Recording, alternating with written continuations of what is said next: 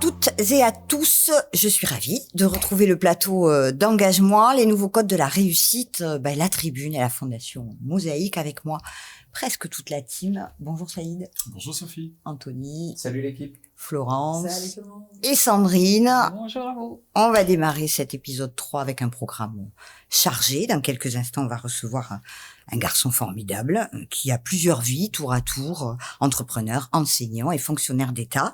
C'est le citoyen engagé qu'on va recevoir aujourd'hui dans cette émission. Fils d'émigrés marocains, il a lancé une initiative très remarquée sur Twitter en décidant de parcourir la France à la rencontre d'anonymes qui font la richesse de notre pays et puis en dressant leur portrait au gré de ces rencontres. Le philosophe Denis Maillard le définit comme un archiviste des vies décentes. C'est Faisal Djelil que nous allons recevoir dans quelques instants avec toi Saïd, tout de suite après le jingle.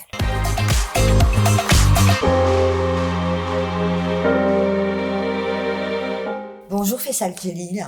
Bonjour Sophie. Merci infiniment d'avoir accepté notre invitation. Je vous remercie également de m'avoir sollicité et je prends votre sollicitation comme un honneur. Bien, super. On va vous laisser entre des mains d'experts, celle de Saïd, tout de suite pour l'interview. C'est parti. Bonjour Faisal. Bonjour Saïd. Moi j'adore le concept de rendre visibles les invisibles. Mais c'est quoi un invisible ? Un invisible, ce sont les invisibles, ce sont tous les gens qu'on voit, mais auxquels personne ne s'intéresse. Aujourd'hui, vous savez, quand on parle des situations professionnelles, qu'on parle de modèles de jeunes, enfin des modèles des jeunes, la seule chose qu'on leur propose, c'est en effet soit des stars de football, des stars de sport, ou soit des gros chefs d'entreprise qui auraient fait fortune aux États-Unis ou je ne sais où, ou bien des youtubeurs chichement à Dubaï ou aux Émirats Arabes Unis. Et ça, je crois qu'on pervertit un petit peu le modèle de société qu'on veut créer.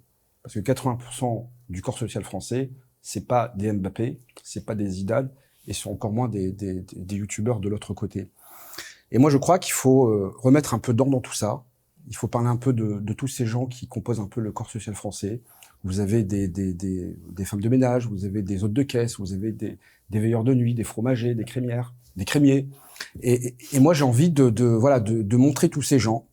Et cette idée, elle m'est apparue lorsque j'étais juste après le Covid. Vous savez, on parlait souvent du travail et souvent on avait un discours médiatique, parfois aussi politique, faut le dire aussi, en disant que les Français étaient des fainéants, qui profitaient également des aides sociales. Eh bien moi, j'ai décidé d'aller à la rencontre de ces Français, de ces citoyens. Parfois, il y a également des personnes issues d'immigration, parfois des gens qui ne sont pas français aussi. Je préfère le dire aussi, parce que je ne trie pas ces gens. Et donc, je me suis rendu compte, non, les Français, c'est pas des fainéants. Les Français, c'est pas des méchants profiteurs d'aide sociale. Et les Français font des efforts. Les Français, ils avancent. Les Français tombent, se relèvent, changent, s'orientent, pivotent. Et tout ça en silence. C'est super positif, là, maintenant, comme message. Ouais. Mais alors, donc, vous allez partout en France, vous vous arrêtez au gré des rencontres, tac, vous voyez quelqu'un. Comment ça se passe? Alors c'est vrai que c'est une question, chère Sophie, qui revient souvent. Comment je fais? Oui. En fait, c'est pas plus compliqué que ça. Ce sont des gens que vous croisez sur votre chemin quand vous allez à la boucherie, quand vous allez à la boulangerie, quand vous allez au tabac, quand vous allez au café. C'est des gens que je vois à la caisse d'un supermarché. Ce sont des gens que je rencontre lorsque je suis assis sur un banc. C'est mon voisin, c'est ma voisine, c'est celui qui vient me ramener mon colis que j'ai chichement commandé à 4h du matin chez Amazon et que le lendemain à 8h j'ai... c'est des gens comme ça. Et puis j'ai un peu ce truc pour aborder les gens. Je sais, vous savez, moi je dis souvent que c'est l'histoire d'amour. C'est un regard, c'est une phrase d'accroche, et puis ensuite on tombe amoureux, quelques instants dans cette histoire, et les gens me font l'honneur d'accepter cette... J'appelle ça, c'est une forme d'entrée en effraction dans la vie des gens. Et ils me font l'honneur d'accepter. Et puis on échange sur le parcours, et ensuite je leur demande un selfie avec moi, ou je leur demande une petite vidéo, et puis ils acceptent. Donc je leur dis ce que je fais, je leur dis que ça réagit spontanément, les gens ils sont pas méfiants, sont demandeurs, sont contents en fait, c'est une forme de reconnaissance. Je crois que lorsque vous interviewez des gens et vous leur demandez leur parcours, on n'a pas 10 occasions dans une année de parler de soi-même, mais concrètement et réellement, sans intention. Les seuls moments où on parle de soi, c'est lors d'un entretien, et là, curriculum vitae, vous avez fait quoi, et puis bon, mais sinon le parcours, non. Moi, j'ai eu des gens qui m'ont dit à la fin, Faisal, merci, je ne savais pas que je savais faire tout ça. Je vais pouvoir maintenant me présenter en entretien. Lorsque je présenterai mon CV, je présenterai exactement la façon comment vous l'avez fait. Certaines personnes m'ont demandé la vidéo pour la montrer à leur famille. Et j'ai des messages en disant, j'avais pas pris contact avec mes frères et sœurs depuis 5 ans, 8 ans, 10 ans. J'ai envoyé ma vidéo pour leur montrer ce que je devenais. Et ça, je trouve ça très bien. Et puis, vous savez, les gens, quand vous intéressez à eux, eh bien, les gens, ils vous le rendent bien. Et je crois aussi qu'en France, on est dans une crise un peu de reconnaissance. Les Français sont en manque de reconnaissance. Moi, il y a un chiffre qui vous interpelle. Qui m'interpelle, c'est en effet quand on prend le taux de prélèvement en France, qui est presque de 50%. Ça veut dire que 50% de ce qui est produit par nous tous ici et par des gens sont prélevés par l'État et les Français payent. Et ils ne disent rien et on les reconnaît jamais sur ça. Alors, on dit pas merci, c'est la fameuse feuille d'impôt où on dit pas merci beaucoup pour votre contribution. Mais exactement. Mais Ouais. lorsqu'on parle que l'école est gratuite, elle n'est pas gratuite. C'est l'ensemble des citoyens sur la population française qui les finance. Bien sûr. Et à quel moment on dit merci à tous ces gens? Ouais, bien sûr. On leur dit jamais merci. Et pourtant, ils payent l'impôt rubis sur l'ongle. Alors, moi, ce que j'entends, c'est une forme finalement d'empathie. Cette empathie permet en fait de faire sortir des éléments en matière d'aptitude, ce que vous disiez, le lien avec des éléments qui ne sont pas naturellement exprimés. Oui. C'est un impact ensuite, selon vous, comment ça se joue dans l'accès à l'emploi ou l'entrepreneuriat? Je crois que, en tout cas, c'est un premier impact chez la personne qui est interviewée. Je trouve déjà ça très bien. Et ça, je trouve que c'est bien. Ça a un impact sur moi parce que j'apprends beaucoup de choses. Là, il y a des métiers claviste, je savais pas ce que c'était, fontainiste, et puis d'autres métiers que je citerai pas, mais et ça me permet aussi d'apprendre sur moi-même. Et moi, ça me permet aussi, avant de parler des autres, de gagner en humilité et en pudeur. Vous savez, une fois, et ça me fait toujours un peu la chair de poule quand je la raconte, j'ai rencontré une technicienne de surface. C'est le mot technique pour dire femme de ménage. C'était dans une station essence, pour pas dire la marque, dans une autoroute. Et il y a 12 000 passages par jour aux toilettes. C'est une grosse station. Et là, je vois une technicienne de surface qui nettoie malheureusement les WC, et je lui dis, ça va, c'est pas trop dur. Parce que c'est un boulot un peu sale. Vous savez, moi, j'ai dit ça. Et elle m'a repris, elle me dit, monsieur, je vous permets pas. Et je lui dis, comment ça? Elle m'a dit, moi, je veux que les gens aillent aux toilettes comme s'ils étaient chez moi. Et elle donnait un sens à son métier. Ouais. Bien sûr. C'est intéressant. Bien sûr. Ouais. Ça casse les préjugés aussi, parce que ça permet de voir les gens sous un autre angle. Mais tout à fait. Tout à fait. Et je crois que en entreprise, parce qu'on parle aussi d'entreprise et recrutement, on s'intéresse pas à l'ambition que les gens se fixent au travail. Ouais. On parle toujours de, vous savez, une relation de producteur entre guillemets, à celui qui produit. Enfin, de producteur à patron, entre guillemets, enfin, en management, enfin, dans les grandes lignes. Mais on s'intéresse pas à l'ambition qu'on se donne tous les matins pour aller se lever le matin. C'est ça, moi, ça m'a toujours, moi, je vais vous dire un truc. Quelqu'un dans des métiers très pénibles, il se casse le dos, mais comment il fait pour se lever tous les matins à 8 heures pour être au travail, en prenant parfois à 2 heures les transports en commun, à 6 heures du matin de banlieue, qu'on soit à Paris ou qu'on soit à Lille, et venir travailler? Faisal, c'est presque votre initiative de citoyen, il faut le rappeler, c'est presque un projet politique à vous tout seul, c'est-à-dire qu'est-ce que, évidemment, au-delà de ce que ça vous apporte à vous dans votre vie, pourquoi vous avez voulu le partager comme ça massivement sur Twitter? C'est quoi le but? Moi, je voulais le partager auprès je sais que Twitter, c'est un réseau qui est extrêmement suivi par les administrations, par les institutions, par les gouvernants, par les politiques, tout à fait, les décideurs. Et je me suis dit, il faut que ça se sache. Voilà. Moi, je suis désolé, Bernard ou Karine, qui est femme de ménage ou qui bosse sur la caisse d'un supermarché, il y a autant de valeur que le médecin. Parce qu'en France, on a enfermé la réussite sur des métiers socialement qualifiés nobles. Vous voyez, c'est quand vous êtes en groupe et vous dites, je suis avocat, je suis chef d'entreprise, tout de suite, bonjour monsieur, etc. Si vous dites que vous êtes ouvrier ou que vous travaillez à la caisse d'un supermarché ou vous êtes commerçant, vous vendez du fromage, ça pète pas trop, en fait. Et il faut redonner la noblesse. Vous savez, je racontais une histoire. J'ai rencontré un jeune garçon qui avait repris des études à 25 ans. Bac S, donc parcours scolaire catastrophique. À 24 ans, il décide de passer, 22 ans, il décide de repasser un bac scientifique en candidat libre. Et à 25 ans, il faisait son master 2. Et je lui ai dit, est-ce qu'il se sentait frustré parfois face à d'autres personnes qui avaient un parcours classique? Il me dit, oui, je me sens frustré. Je lui ai dit, écoute, la prochaine fois, quand tu parles aux gens de ce que tu fais, avant de parler de ce que tu fais, parle de ton parcours.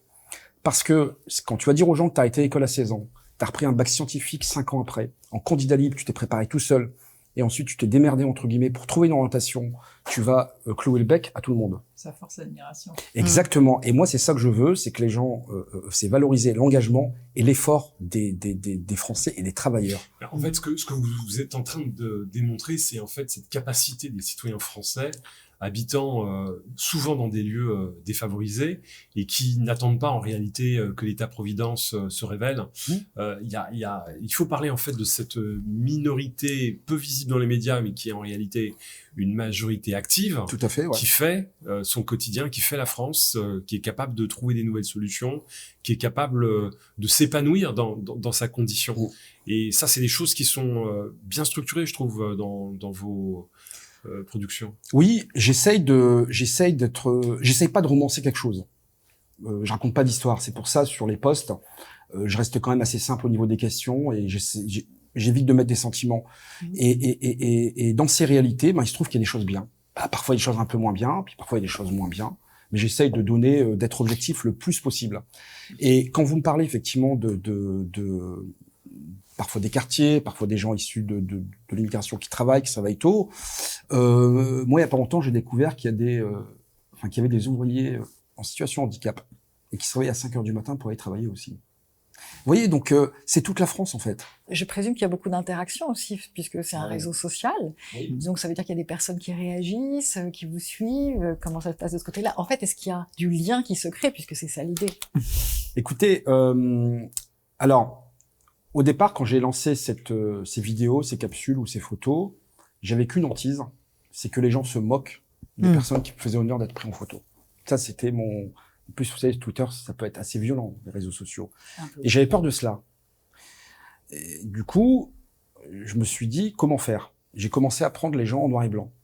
Alors pourquoi en noir et blanc? Parce que ça atténue le défaut des visages. C'est aussi simple que cela. Mais c'est marrant de penser à ça quand même. Mais oui, parce que sur les réseaux sociaux, vous êtes exposés, et ce qui existe sur les réseaux sociaux, il existe à vie. Protéger, en fait. Ben oui, ça existe à vie. Vous savez, Je comprends. une photo de moi, une photo de nous ici, ça va rester à vie sur les réseaux sociaux. C'est Quelqu'un ça. pour la retrouver. Et donc, moi, derrière, qu'on se moque de Marie ou de Kader parce Mais qu'il y a des grandes oreilles ou il est pas coiffé, moi, ça me pose un problème. Et je me suis dit, si j'ai une remarque, j'arrête. Et finalement, ben non, 99% des gens, j'ai jamais eu de mauvais commentaires sur le physique. Aucun. J'ai pas de troll, des gens qui se moquent. Très rarement, alors ça arrive de temps en temps. Mais, et en plus, j'ai une audience, entre guillemets, dans tous les chiffres politiques. Parce que parfois, je regarde qui like et qui aime un message, et je regarde un peu la personne, ce qu'elle fait en retour. Et j'ai tout le monde. J'ai les gens de gauche comme j'ai les gens de droite. Et ça, c'est plutôt un peu rassurant. J'espère que vous n'avez pas que les politiques. Non, Parce que sinon, non. c'est dommage. Il y a pas que les politiques, mais en termes d'audience, j'ai une audience qui va de l'extrême gauche à l'extrême droite. Enfin, je le dis T'as mis clairement. tout le monde d'accord, quoi. J'ai mis tout le monde d'accord. Bah oui, mais parce que les gens s'identifient à ces personnes. C'est aussi simple quand vous parlez de Marie, Marie, Bien ça sûr. peut être la voisine. Bien sûr. Et ça, Anthony? moi, j'ai l'impression de retrouver J'irai dormir chez vous, qui était le principe de Ouais. la caméra en main et Ouais. finalement aller voir le quotidien des gens. C'est un peu ça, mais version réseaux sociaux. Mhm. C'est quoi la portée? Quelle forme ça prend? Et surtout, c'est quoi la suite? Alors, moi, je suis essentiellement dans les Hauts-de-France, d'accord, et puis en région parisienne, en Île-de-France. Donc, je suis quand même assez un peu limité. Et récemment, j'ai parlé avec un ami qui, je vais pas dire qui c'est, parce que je le garde secret pour l'instant. Et j'aimerais bien faire un parcours, Un tour de France. des parcours. Ah. Voilà, aller un peu super. partout en France. Super idée. Et moi, très sincèrement, hein, j'ai envie de savoir, quand on est au chômage, ou RSA, ou lorsqu'on est jeune, et qu'on habite dans un village, comment on fait pour travailler et s'en sortir? Moi, ça me questionne. Mhm. Comment on fait lorsqu'on habite dans un endroit où il n'y a pas de service public? Quand on habite à Villatange, voilà, c'est un village en Creuse, comment on fait quand on habite en Haute-Savoie, quand on est frontalier, et quand on habite dans le sud-ouest, par exemple de l'Espagne. Et moi, j'ai envie de un peu rencontrer tous ces gens. Et donc, j'ai envie de faire un tour de France de parcours. Je suis en train de monter un projet, voilà, avec un ami et qui j'espère me financera, parce qu'il faut que je lui montre un petit peu ce que je fais. Voilà. Donc, ce qu'on comprend aussi, c'est une autre manière de parler des Français. Oui. C'est une autre manière de révéler les talents. Oui. Est-ce que vous pensez que ça peut aussi avoir une répercussion sur les recruteurs en France? Moi, je crois que la question du recrutement sur les parcours, moi, je le dis tel que je le pense. En France, on a un problème sur la culture du recrutement. Et oui, bien sûr. Ouais, bien sûr. Probablement l'outil même, c'est le CV. Exactement. Ouais. On a un problème sur le Vous recrutement. êtes un anti-CV finalement. Mais oui, et puis moi je crois qu'on regarde tous ces parcours, il y a des recruteurs qui, je pense, lorsqu'ils voient ces images, ils se disent j'aurais bien aimé recruter une personne comme ça. C'est le but, donc. Je crois. Allez Leur chercher les changer le personnalités. regard. Mais moi, ce que je veux, c'est qu'on change le logiciel sur la personne. Lorsque vous avez un CV, c'est quoi? Un CV, on sait que c'est édulcoré. On le sait, on va pas se raconter de bêtises. Les gens essayent de correspondre le plus à la culture entreprise, et puis on va dans le site internet, puis on va regarder les valeurs de l'entreprise, puis on essaye de trouver un chemin. Il y a quelque chose qui sonne faux.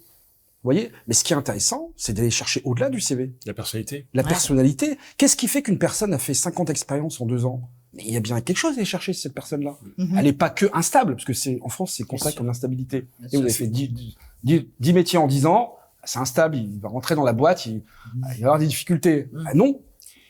C'est une méthode finalement qui permet plus de diversité culturelle, diversité sociale. Bien sûr, diversité culturelle, diversité sociale, diversité des compétences, diversité dans un spectre très large, dans un champ hyper large. Ça va de la question liée à l'origine, comme la question du handicap également. Et comment vous avez envie de parler de l'immigration? Comment cet outil, cette méthode, elle permet de refaire du lien? Vous parlez beaucoup de cette notion de refaire nation ou faire nation. Le refaire nation, vous savez, aujourd'hui, notre société est un peu malade. On le voit sur le plan politique. Un peu beaucoup, non? Un peu beaucoup pour être voilà, un peu beaucoup malade. Et le faire nation, c'est tous ensemble. Moi, je le dis, s'il y a des chefs d'entreprise qui nous entendent ou des recruteurs, faire nation, c'est pas exclusivement l'État ou les enseignants dans l'éducation nationale. Le faire nation, c'est tout le monde. C'est les entreprises aussi. Elles doivent s'engager. Et moi, je suis quand même, en tant que citoyen, je vous le dis, très silencieux, les entreprises, sur le sujet.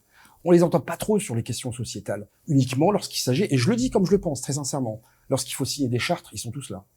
Allez, on va signer une charte diversité, charte ci, charte ça. Ça, il y a aucun problème, ils sont tous là. Ensuite, lorsqu'on arrive à l'opérationnalité, là, il y a un problème. Et je suis désolé, les entreprises doivent prendre leurs engagements au sein de la société. Si elles veulent faire nation, les acteurs économiques, comme les acteurs culturels, comme les acteurs associatifs, tout ça, c'est la nation. L'État ne peut pas tout. Et l'école. Et l'école. L'école ne peut pas tout. Faisal, vous êtes un peu dur quand même avec les entreprises parce que hier encore on était au sommet de l'inclusion, on en reparlera tout à l'heure de Saïd. Moi j'en ai vu quand même pas mal des entreprises qui s'engagent et puis surtout elles considèrent et moi j'ai envie d'avoir votre avis, elles considèrent que non plus l'État ne peut pas tout, mais que les entreprises non plus ne peuvent pas tout. Donc c'est intéressant ce que vous dites en disant tout le monde doit s'y mettre. Moi je trouve un peu dur quand même. Je trouve qu'on est rentré dans une ère où les entreprises s'engagent, encore pas suffisamment, mais que quand même on avance sur ces questions. Vous croyez pas? Si on avance, bien entendu, je caricature volontairement pour faire prendre conscience. Mais vous savez, par exemple, quand je prends la question des discriminations, par exemple. On pense souvent aux grosses entreprises qui discriminent, et puis c'est sourcé, c'est acté. Et pourquoi on ne va pas chercher chez les PME? Chez les PME, Ouais. Chez les ETI. Ouais. Celles qui recrutent le plus. Celles qui recrutent le plus. Ouais. Chez les TPE. Moi, je suis d'avis pour une seule chose. Aujourd'hui, on a l'obligation de se former à discrimination pour les entreprises de plus de 300 salariés. Pourquoi 300? Et pas tous les ans. Et pas chaque année, c'est au moins une fois tous les 5 ans. Oui, Et pourquoi pas avoir une initiative sans avoir besoin d'un cadre légal pour bouger, Ouais. c'est sûr, Ouais, mais aussi. c'est ce qui se met en place aussi, sûr, je pense. bien sûr. Moi, Il y a alors- beaucoup d'humanité quand même, moi je trouve, dans les petites boîtes. Il y a une Aussi. vraie conscience que Et parfois un manque de moyens, rappelons-le. C'est pas pareil d'avoir une politique diversité-inclusion quand on a 20 salariés que quand on est une grosse boîte du CAC 40. Il faut quand même le rappeler. Et puis quand même, être créateur d'entreprise, c'est énormément de travail, énormément de sujets. Donc, d'arriver à connecter les bonnes personnes, etc., il faut quand même que les personnes arrivent jusqu'à l'entreprise. Donc ça, c'est aussi le rôle des collectivités et de ce que vous faites. Bien Donc, sûr. c'est là où ça contribue, je pense, à Mais améliorer les ouais. situations. Et c'est une des raisons pour laquelle, moi, concernant la question de la discrimination, moi, je suis d'avis déjà, d'une part, je comprends pas pourquoi on sort le chiffre 300. Pourquoi pas les boîtes de 100? Pourquoi pas les boîtes de 50? Ça, c'est la première chose. Et la deuxième chose, moi, je serais d'avis également pour qu'à partir du moment où on crée une entreprise, se former à la discrimination, ça doit être obligatoire. Comme il existe des formations obligatoires lorsque vous êtes coiffeur, lorsque vous voulez ouvrir un restaurant, vous faites la formation HACCP, etc. À partir du moment où on recrute, peu importe le nom d'entreprise, on doit être formé sur C'est le sujet. fatal. Moi, je pense qu'en réalité, le vrai enjeu, c'est de déconstruire les préjugés. Et ce que vous faites permet en fait de révéler des talents, de démontrer en fait qu'on peut s'appeler Mamadou, Tout à Farida fait, ouais. ou Mathilde, être dans un territoire défavorisé, avoir une vie pas facile et avoir énormément en fait d'aptitudes à proposer à la société, de prédispositions naturelles qui ont été développées par ces expériences. Et c'est ça que je trouve intéressant dans votre projet et c'est ça qui peut contribuer justement à changer le regard de ces petites, moyennes ou grandes entreprises. Tout à fait, ouais. Moi, j'essaie à mon niveau de faire bouger les choses. Je suis une goutte d'eau dans un océan, mais bon, j'essaie quand même. Une goutte d'eau, enfin, sur Twitter, on vous voit, hein, quand même. Non, c'est vrai, bon. Combien de portraits? J'ai fait Combien peut-être, sincèrement, peut-être 400, 500, voire 1000. Super. Sincèrement, je fais, Bravo. après le Covid, j'ai fait ça. Et je vous le dis, hein, tout le monde est capable de le faire. Il y a rien, en fait, voilà, moi je le dis, Non, pour les, on même est les, parce que capable. vous parliez de préjugés, je parle d'un préjugé, tout le monde est capable de le faire. Hein. Bien sûr, Il suffit simplement, vous prenez les 5 personnes dans votre téléphone portable que vous côtoyez le plus, bien sûr. tu tiens, Sophie, Bernard, est-ce que je peux... Engagez-vous. Merci. C'est merci, exactement Faisal. ça. En tout cas, on n'a pas fini avec vous parce qu'on a décidé de mettre une nouvelle petite rubrique dans cette émission. Ça s'appelle l'interview pour ou contre. Bon, c'est très simple, hein, rien de compliqué. Comme son nom l'indique, je vais vous poser 5 questions. Vous allez me répondre pour ou contre. Vous avez le droit, en une phrase max, de justifier votre réponse. Vous allez voir, on va reparler de tout ce qu'on vient de se dire. Vous êtes prêts? On lance le jingle et puis après c'est parti. Très D'accord? bien.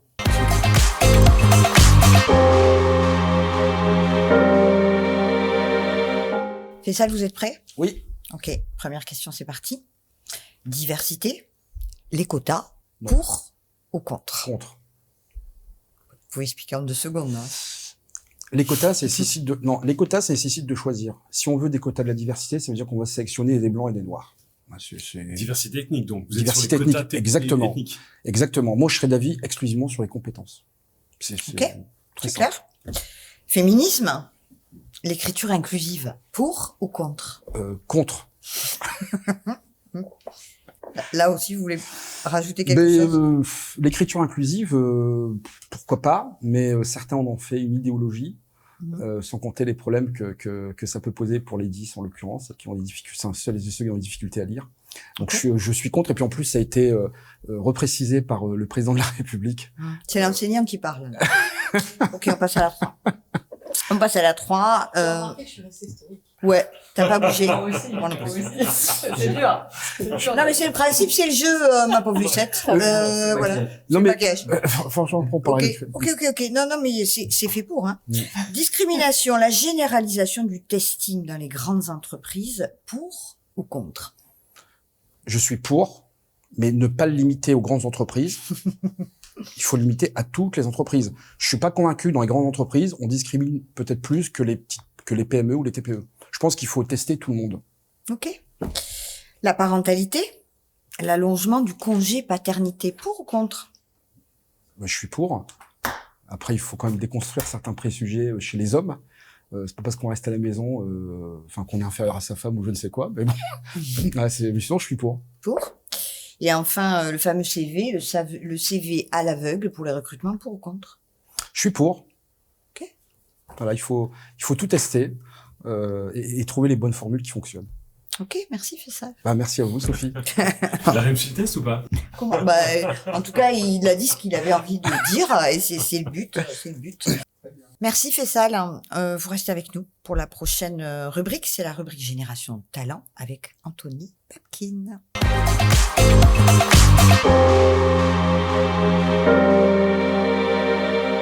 Donc Anthony, quelle pépite, nouvelle pépite tu as décidé de nous présenter aujourd'hui? Sama, je suis très heureux de te recevoir sur le plateau d'Engage-moi. Concrètement, Aliatech, qu'est-ce que c'est? Aliatech, c'est quoi? C'est un assistant vocal pour faciliter la communication entre un médecin et un patient qui ne parle pas la même langue. Mais comment est l'idée? Alors l'idée, elle est venue vraiment du terrain en fait. C'est que la plupart des praticiens en fait nous parlent de cette problématique de la barrière de la langue avec les patients qui ne parlent pas le français. Et donc, j'ai voulu mettre en place, grâce à mes compétences techniques, une solution qui permettait de soulager en tout cas cette problématique. Tu es ingénieur de formation, il me semble. Exactement. Concrètement, comment ça marche ta technologie? Donc derrière, c'est une intelligence artificielle. Donc c'est ma spécialité en tant que data scientist, donc la conception de chatbots intelligents. Donc c'est un assistant vocal. Le but, c'est qu'ils comprennent l'intention derrière la question. Et c'est là qu'on se différencie d'un système de traduction classique. C'est que l'intention va être comprise, réinterprétée, reformulée, pour être sûr que c'est bien ça qu'on voulait dire, et derrière, interprétée au patient dans sa langue natale, en prenant en compte le contexte médical, bien sûr, mais aussi la culture du patient. Comment on peut par exemple avoir un exemple Bien sûr. Par exemple, on a un patient vietnamien. Le médecin, s'il lui pose la question, il lui dit « Est-ce que vous mangez salé ?» Il va sûrement dire non. S'il lui dit par contre « Est-ce que vous mangez de la sauce poisson ?» Oui, tous les jours. La sauce poisson, c'est super salé. Et si on pose pas les questions comme il faut par rapport à la culture justement du patient, on peut passer à côté de quelque chose. Et c'est là qu'on se différencie. Comment tu mobilises aujourd'hui l'intelligence artificielle dans ce que tu fais? Parce qu'il y a encore des craintes, il y a plein d'entrepreneurs qui savent pas encore l'utiliser ou des gens qui le redoutent. C'est quoi ton utilisation à toi? Alors, l'IA, faut vraiment voir ça comme un outil qui permet juste d'aller plus vite, de faire plus de choses. Et aujourd'hui, vous connaissez tous ChatGPT, hein. Alors, ça, c'est une réelle révolution, mais c'est que le début. Il y a encore beaucoup de choses qui arrivent. Par contre, il faut vraiment pas en avoir peur, parce qu'il y a pas de raison. C'est un outil pour pouvoir faire des choses. Et tant qu'on l'utilise dans le bien, en fait, on peut faire de grandes choses avec. C'est quoi l'ambition de ton projet dans les prochaines années, dans les prochains mois? Nos ambitions, déjà, c'est d'être présent dans tous les établissements de France pour que tous les praticiens puissent utiliser notre solution afin de pouvoir mieux comprendre les patients qui ne parlent pas le français. Ensuite, l'étranger aussi, donc aller sur le marché américain en particulier, et également, tout simplement, non, je pense qu'on peut. C'est déjà tout ça. Et il me semble que là, on exclut. On a la sortie de ton application, en ce moment, aujourd'hui, pour ceux qui veulent la découvrir. Exactement. Donc, on va l'annoncer ce soir au Diversity Days. Yes. L'application est disponible maintenant sous forme de web app. On avait déjà l'application mobile en bêta test, donc c'est-à-dire avec des tests internes. Maintenant, vous pouvez vous connecter, aller sur le site, donc alia.tech/aliatalk, c'est le nom de l'application, et vous pouvez tester, tout le monde peut tester l'application sans même avoir à télécharger l'application. Et qui paye? C'est le patient ou c'est le médecin? Alors, on veut que ce soit vraiment gratuit pour les patients. Pour nous, c'est important par rapport à cette possibilité à tous d'avoir accès à la santé. Ceux qui vont payer, c'est les établissements de santé aujourd'hui. Ce sont nos clients. Pour qu'ils proposent la solution à leurs patients, à leurs praticiens déjà, pour commencer. Leurs praticiens, ça va leur alléger la charge mentale, en fait. Et par rapport aux patients, le but, c'est leur proposer la meilleure prise en charge, en fait, possible. Et donc, aussi, pourquoi les établissements de soins? Il faut savoir qu'il y a une obligation de soins en France qui fait que, normalement, il devrait y avoir un interprète professionnel. L'interprète professionnel au téléphone, déjà, ça a un coût. Et c'est entre 25 et 30 euros pour 15 minutes au téléphone. Et encore faut-il que l'interprète soit disponible. Donc, quand on a une urgence, il est 4 heures du matin et on veut prendre une langue, on a besoin d'une langue, le grec par exemple, en fait, il faut attendre le lendemain pour pouvoir appeler un interprète, pour pouvoir communiquer avec le patient. Et dans les solutions d'urgence, c'est pas possible. C'est très risqué. C'est pas évidemment. Oui, je t'en prie. Vous voyez d'autres secteurs d'activité sur lesquels cette méthode peut se décliner? Alors, en effet, on nous a parlé, par exemple, les préfectures. Par exemple, il y a un réel besoin là-bas parce qu'il y a la même problématique en fait en termes de barrière de la langue. Alors dans la vision d'Aliatech, pour l'instant nous c'est vraiment la santé. On est vraiment focalisé sur la santé, mais il y a plein de domaines où on a un vocabulaire un peu spécifique qu'on souhaite vraiment analyser, mais de manière personnalisée, et c'est ce qu'on propose avec Aliatech. Donc en effet, il y a d'autres domaines où on pourrait proposer l'application. Donc c'est une start-up qui va devenir une licorne. C'est ça. Start-up en pleine croissance. Et on profite de Engage-moi pour appeler des gens qui auraient envie de financer ton projet. Un mot de la fin, Sama, quelque chose que tu voudrais rajouter par rapport à ton projet ou sa vocation peut-être sur la société? Alors déjà, merci à tous. Vous pouvez nous suivre sur les réseaux sociaux, donc Alia Talk. Par rapport au nom, peut-être, je vais en rajouter un petit... Pourquoi Alia Talk? En fait, Alia, c'est un prénom en arabe qui veut dire haut élevé. Et en fait, ça fait Alia Talk, haute technologie. Super. Women in Tech et sur l'international. On adore. Et n'hésitez pas à nous suivre sur les réseaux sociaux. Et surtout, si vous connaissez des établissements de soins, mettez-nous en contact avec eux, de manière à ce qu'on puisse leur proposer notre solution et la commercialiser. Est-ce que vous avez levé des fonds? Alors, on a une situation très particulière, c'est qu'on n'a pas eu besoin de lever des fonds jusqu'à aujourd'hui. Pourquoi? C'est qu'on a les compétences en interne niveau tech. Cette solution, ça fait plusieurs années en fait qu'on travaille dessus.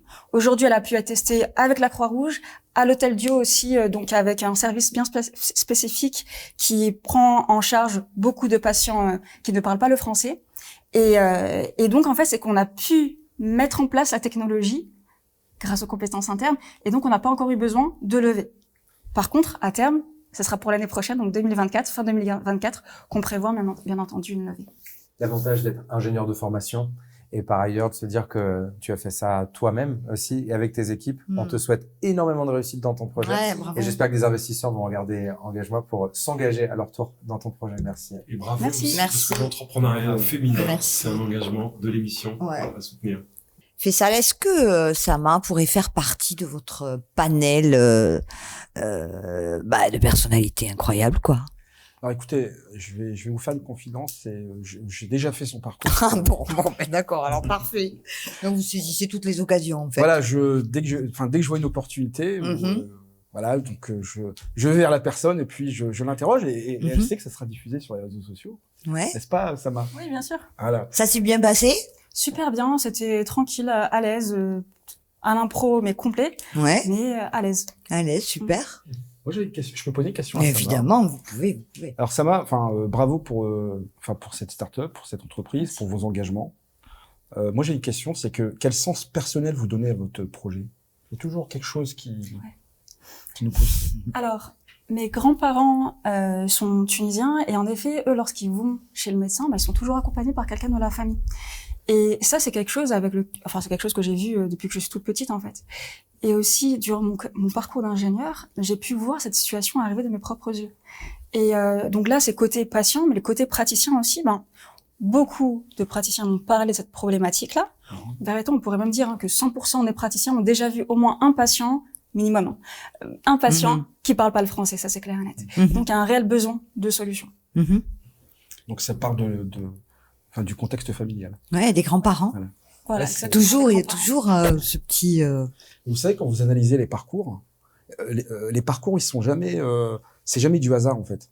C'est que on choisit pas la boulangerie ou la sécurité par hasard. Il y a toujours quelque chose qui explique cela. Et c'est une des raisons pour laquelle j'en profite juste pour le placer. Moi, je dis souvent que le parcours est à l'individu ce que l'ADN est à l'être humain. Un parcours, il reste unique. On peut trouver des similitudes de parcours, comme on peut ressembler à quelqu'un, mais le parcours, il reste unique. Et c'est ça que je voulais chercher, c'est la question familiale et les traditions. Merci, Sama. Merci à tous les deux. Merci. Sama, vous restez avec nous. Faisal, on va vous libérer, continuer à nous inonder de vos portraits fantastiques sur Merci. Twitter. On va pas vous lâcher. Merci. On vous souhaite une bonne continuation. Encore merci. Il a un vrai talent de recruteur. On va l'embaucher. Ouais, chez on va Medicare. l'embaucher aussi. Ah, ça y est. Non, mais, Allez, à tout de suite. On se retrouve tout de suite.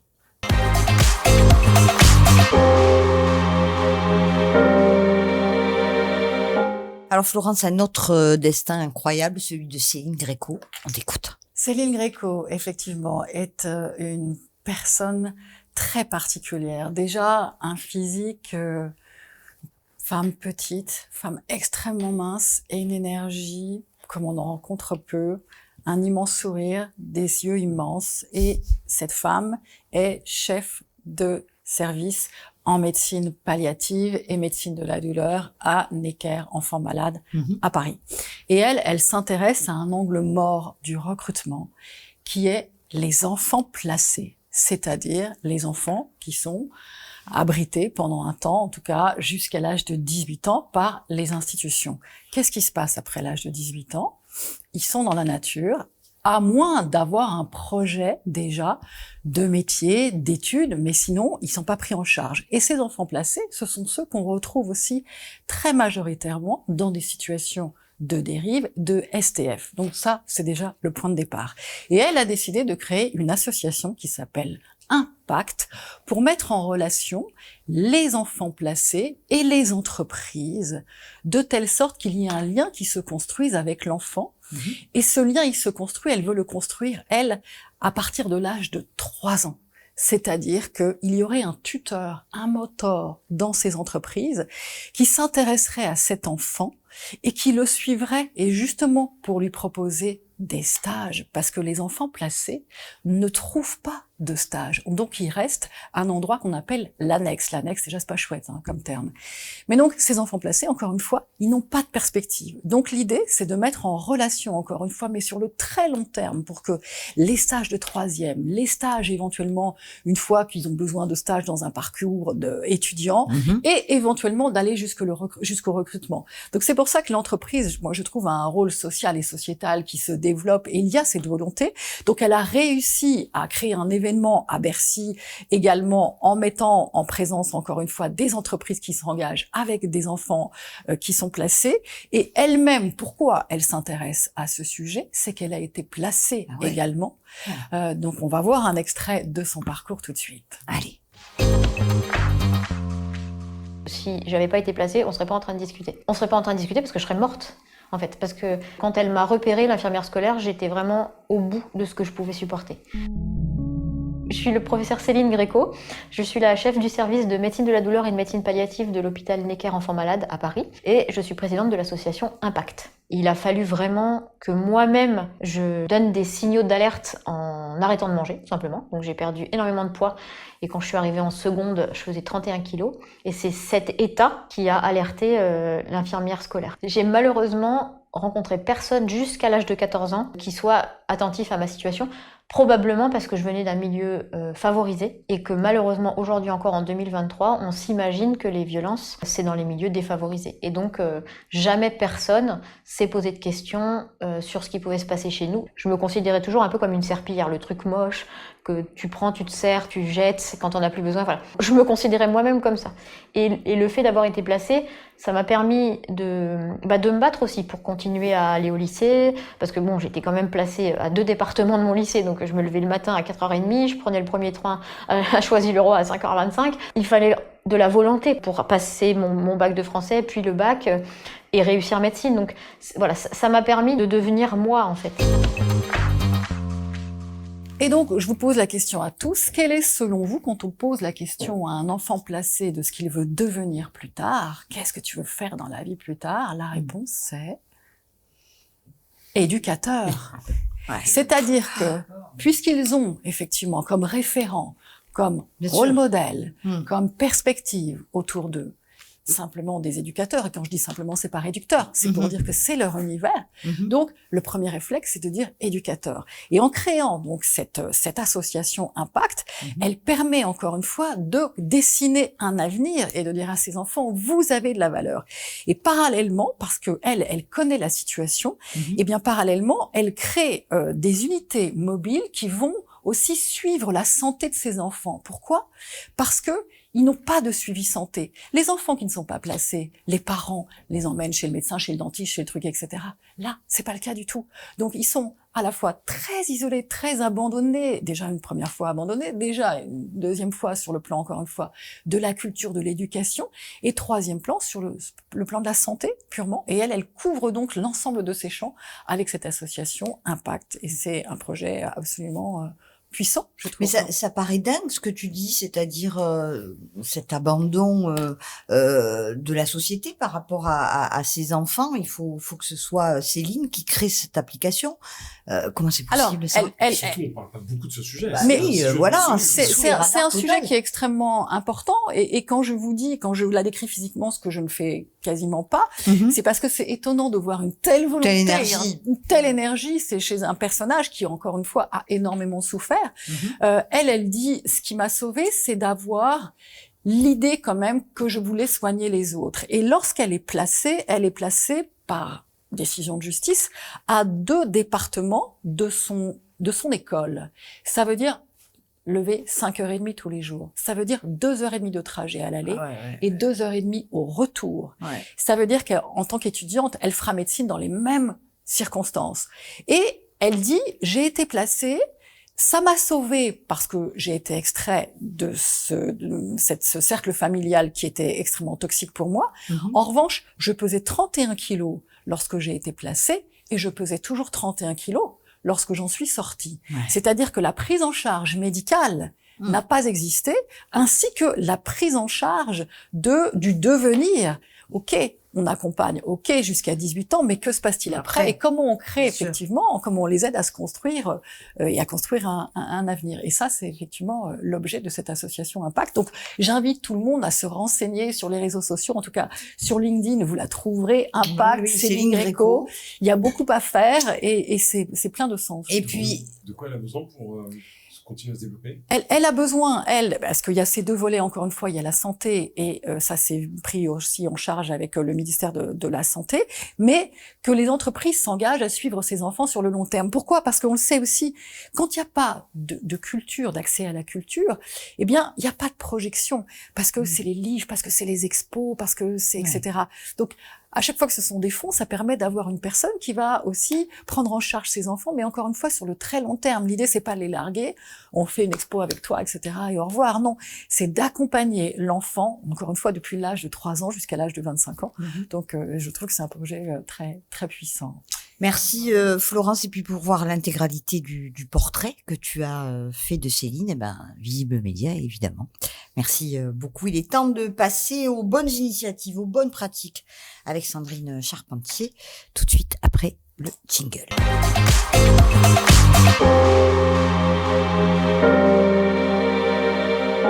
Chère Sandrine, Orange, Kiabi et Rémi Cointreau aujourd'hui. Ouais, 3 bonnes pratiques à suivre pour s'engager avec nous sur ces sujets. Donc il y a quelque temps déjà, c'était la semaine européenne des personnes en situation de handicap. Je vais vous rappeler 2 chiffres. 80% des handicaps sont invisibles et on estime qu'il y a 20% de personnes dans le monde qui sont concernées par la diversité, la neurodiversité. Alors, si je vous dis, bonne question pour vous, si je vous dis quel est le lien entre Billie Eilish, Mohamed Ali, Léonard de Vinci, vous me répondez? La dyslexie. Voilà, c'est toutes des personnes effectivement dyslexiques, c'est qui ça sont neuroatypiques. Neuroatypiques. Voilà. Donc la neuroatypie, ça se distingue entre autres par le trouble du spectre de l'autisme, les troubles 10 aussi, comme la dyslexie, la dysprasie, etc. Et puis les hauts potentiels intellectuels. Les fameux. Et donc c'est des sujets qui sont importants et dont les entreprises s'engagent de plus en plus aussi pour accompagner les personnes neuroatypiques dans le quotidien. Et donc, ces personnes qui sont, on le rappelle aussi, des personnes qui ont des richesses à apporter aux entreprises, parce que ce sont des personnes qui sont aussi créatives, qui ont aussi un don pour l'innovation, pour l'entrepreneuriat, qui ont des capacités spatiales aussi importantes et développées. Et donc, il y a des entreprises qui montrent la voie et qui s'engagent sur ces questions, comme Orange.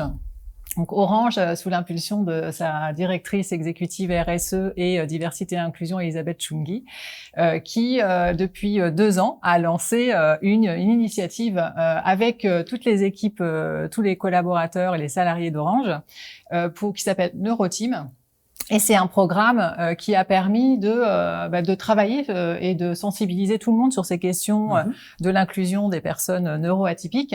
Donc, il y a eu une grande concertation qui s'est faite avec les salariés, des programmes, on en parlait tout à l'heure, pour déconstruire les stéréotypes au moment du recrutement. On sait qu'Orange recrute aussi, par exemple, beaucoup de stagiaires.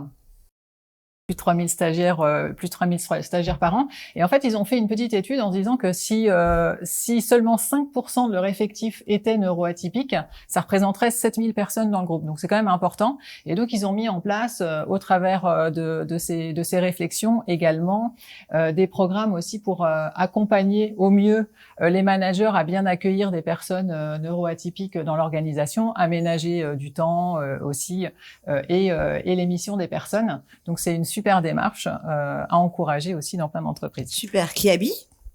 Kiabi, alors, je vais vous reposer une deuxième question. Savez-vous qui est Warda Esh-Chikri? La DG. Eh oui, Saïd. Warda Esh-Chikri a 35 ans et elle est passée, tenez-vous bien, d'alternante à DG France de Kiabi. Il faut qu'on invite, Saïd, Bien Warda. sûr. Alors, elle est en train de prendre son poste, donc c'est un peu tôt pour elle, mais... On va l'inviter. Il faut l'inviter. Il faut. Donc Warda, elle est issue d'un milieu modeste. Elle est arrivée il y a 13 ans chez Kiabi et elle a franchi tous les obstacles pour arriver au poste suprême de DG. Et donc c'est un bel exemple d'engagement parce qu'on sait que dans beaucoup d'entreprises encore aujourd'hui, la représentation des femmes dans les postes clés, est encore un sujet puisqu'on a 4% de femmes qui sont à des postes de direction des entreprises du CAC 40 et 12% dans le SBF 120 qui représente les 120 plus grandes entreprises françaises. Donc sur ce sujet, la galaxie Mullier qu'on connaît mieux avec ses marques Auchan, Decathlon, Leroy Merlin, etc. Montre la voie et fait vraiment figure de bonne élève. Elle a notamment fait plein de nominations à des postes clés de femmes récemment. On a beaucoup entendu parler d'Agathe Montpet qui a 28 ans et qui vient d'être nommée aussi à la tête de Leroy Merlin. Ça bouge. Béatrice Héricourt, qui a pris la direction générale d'Electro-Dépôt. Et puis aussi, dans l'enseigne Sœur Boulanger, la DG, qui est aussi une femme, Émilie Soleri. Donc, c'est un bel exemple à suivre pour s'engager. Bravo. Et aller toujours plus loin dans la féminisation des postes clés. Et bravo les Mulliers. Et bravo les Mulliers, Mulliers. qui est une entreprise familiale qui montre la voie. Dernière initiative, c'est Rémi Cointreau, Sandrine. Oui, parce qu'en fait, l'inclusion, ça bouge aussi et dans les entreprises industrielles en région.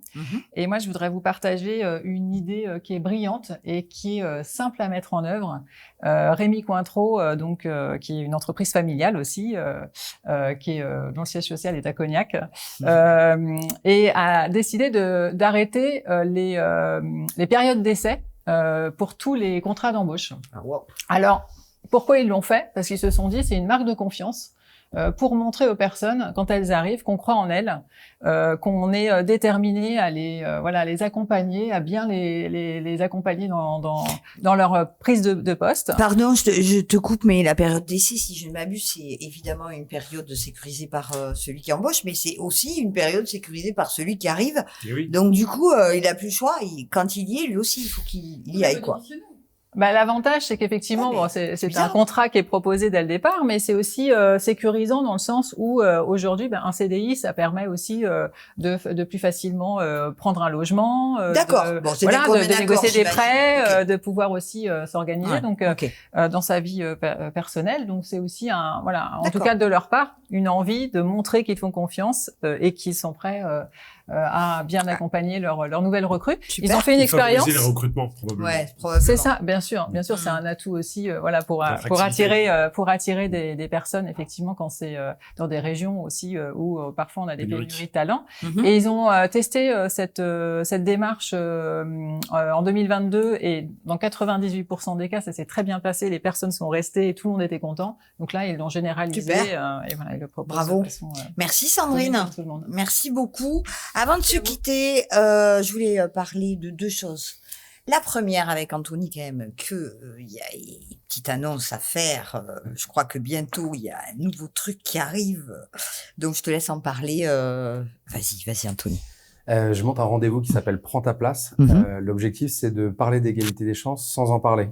C'est toujours c'est ma punchline, mais on a imaginé un jeu avec 6 cases. Donc, mon invité tire les dés. Ce sont que des personnalités qui ont pris leur place là, on les attendait pas forcément. Ouais. Et mon objectif, c'est de revenir avec eux de manière un peu sous-jacente sur des difficultés de parcours, des choses qui ont pu les heurter, des choses qui ont pu les accélérer, et surtout que ça puisse être des retours d'expérience, des enseignements pour ceux qui les écoutent. Je pense beaucoup à cette génération qui vit le syndrome de l'imposteur, qui a des barrières à l'entrée et qui n'a pas toujours des représentations positives, et donc que je dis que ça peut nous soigner. Donc je reçois Elisabeth Moreno, qui nous parle de son parcours, de comment elle est passée de fille. Mais sous forme de jeu, c'est ça, avec des cartes, des questions. C'est très interactif, très ludique. Je reçois Wissam Belgassem aussi, qui nous parle de son combat de l'homophobie dans le football et comment lui s'est fait sa place dans un monde qui est pas très inclusif encore une fois. Lilia Benchaban, qui est une humoriste formidable, qui est en situation de handicap visuel, mais qu'on a fait une force et qui a un show qui s'appelle Handicapée méchante.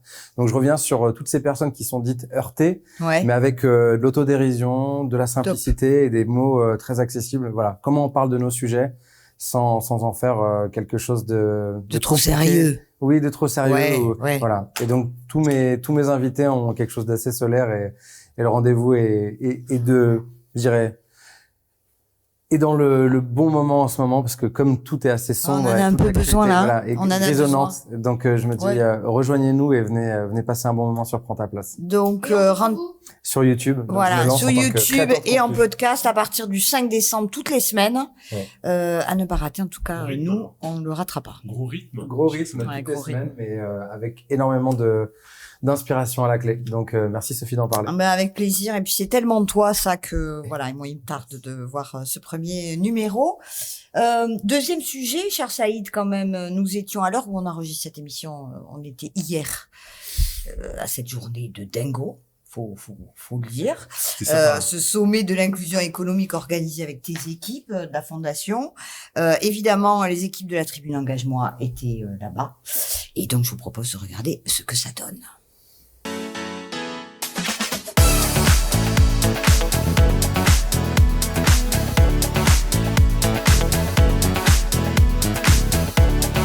Je suis content de voir autant de monde présent pour un événement aussi important. Ça nous montre que la France est vraiment sur le chemin de la diversité et de l'inclusion.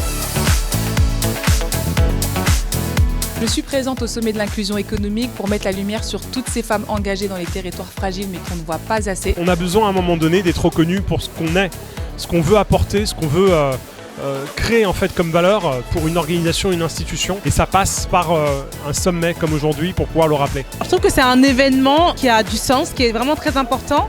Chacun a droit à sa place et je parlerai non seulement d'égalité mais aussi d'équité. La juste place pour tous, ça veut dire, quelle que soit sa couleur de peau, quel que soit son genre, sa religion, quel que soit son parcours professionnel ou d'étudiant, d'avoir sa chance dans la société. On n'est pas en train aujourd'hui de demander à partager un petit cookie ou le petit morceau du gâteau. Aujourd'hui, on est en train de penser au fait qu'il faut réfléchir à un gâteau qui est plus gros et qui permet à chacune et à chacun d'avoir sa part, peu importe son genre, peu importe son background social.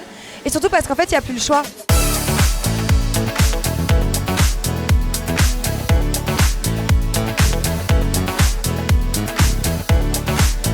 Ce sommet de l'inclusion 2023, c'est un immanquable sur les enjeux d'égalité des chances, de lutte contre les discriminations, d'insertion professionnelle. Ô combien c'est une richesse d'avoir des profils divers et variés au sein de l'environnement pour pouvoir tous se tirer vers le haut. La juste place, c'est celle qu'on se donne à nous-mêmes.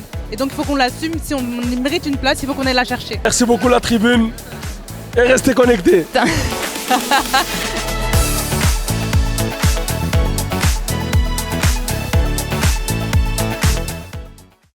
Alors Saïd, heureux? Ah, c'était une magnifique journée. Beaucoup de bonheur d'abord, alors qu'on parle d'économie, on parle de discrimination, on parle d'inégalité et surtout beaucoup de bonheur parce que on fait émerger des solutions. On a des engagements qui sont pris de la part de dirigeants de haut niveau. On a eu plus de 10 000 postes en fait qui ont été révélés ce jour-là. On voit aussi que le poste d'emploi, d'accès aux stages. On a fait un appel sur les stages de 3e, l'engagement sur le mentorat. Donc c'est l'ensemble de ces solutions qui permettent de faire émerger des jeunes qui ont moins de chance que les autres, parce que c'est là dont on parle. Et puis surtout, en fait, ce qui est magnifique, c'est aussi cette prise de conscience sur l'entrepreneuriat, parce qu'on le voit tout à l'heure avec le projet de Soumia, l'idée avec le projet de... Ouais. Avec le projet, on le voit tout à l'heure, on l'a vu tout à l'heure avec le projet de Sama. Il y a aussi une grosse capacité à entreprendre, à monter des projets, et derrière l'accès au financement n'est pas aisé. La capacité aussi de convaincre un banquier, de convaincre un investisseur, c'est quand même pas inné. La capacité aussi d'aller chercher des marchés avec des grands groupes, c'est pas naturel. Et donc on a eu des directeurs des achats qui se sont mobilisés, qui ont passé 2h30 à rencontrer 50 entrepreneurs. Donc on a développé le network, on a développé ce qu'on appelle le Small Business Act. Et ça, c'était magnifique. Et puis surtout, en fait, des médias qui ont été au rendez-vous. Donc, on a eu beaucoup de reprises dans la presse. Donc, en fait, parler de ce sujet, en faire un rendez-vous plaisir mais utile, voilà, ça a été véritablement une contribution avec plus de 10 000 inscrits, je le rappelle. Incroyable. Donc, et ça, justement, qu'est-ce que ça veut dire? Est-ce que c'est une bonne nouvelle parce que ça veut dire que ça intéresse de plus en plus de monde ou qu'au contraire, tout le monde se mobilise parce qu'on n'y est pas? Ça veut dire surtout, en fait, que ce sujet, en réalité, les gens, ils ont envie de bouger sur cette question-là. C'est un sujet qui est fédérateur, contrairement à ce qu'on colporte. Bien sûr, surtout en ce moment. C'est un sujet qui peut donner une impulsion économique et social à la France. Ouais. Anthony, tu voulais? Juste bravo, en fait. Ouais, Parce bravo. que Saïd dit que c'est la 3e édition, mais en vrai, avant, il y avait le top 10 de la diversité qui récompensait déjà les bonnes pratiques des boîtes en termes d'inclusion. Et on voit que c'est devenu le grand rendez-vous annuel des chefs d'entreprise, dirigeantes et politiques. Et là, moi, où je dis bravo, c'est aussi cette capacité, en fait, à créer un rendez-vous où, en fait, les patrons et patronnes se sentent obligés de dire qu'est-ce qu'on va faire l'année prochaine, qu'est-ce qu'on annonce. Il faut toujours un prétexte, si j'ose dire, pour dire qu'est-ce qu'on fait de mieux. Qu'est-ce qu'on annonce au sommet de l'inclusion. Et j'ai encore souvenir NJ qui me disait lors d'un échange informel, voilà, on est à 9% de jeunes des quartiers prioritaires de la ville sur l'alternance. On veut aller à 15% d'ici 2 ans. Donc, c'est un moment d'annonce, c'est un moment de rencontre. C'est-à-dire que les professionnels impliqués sur les questions de diversité et d'inclusion se croisent, échangent des bonnes pratiques. Et le troisième, c'est qu'en effet, le politique s'en saisit. Ça reste le parent pauvre, le sujet de l'égalité des chances ou de l'inclusion. Et donc, se dire que le politique entend les bonnes idées, les prend, parce que à la limite, on leur offre à ce moment-là. C'est ça. Et s'en saisit et essaie de changer le chose. Je pense que c'est devenu complètement nécessaire, urgent et indispensable. Super, bravo encore Saïd, et bravo à toute l'équipe de la Fondation et toutes les équipes d'EPOCA, je crois, qui a joué un gros rôle. Accompagne dans ce merveilleux qui ont été parfaits aussi. Merci infiniment à toutes et à tous. C'est la fin d'Engagement, les nouveaux codes de la réussite. On se retrouve dans un mois. Prenez soin de vous. Prenez soin de vous. Salut.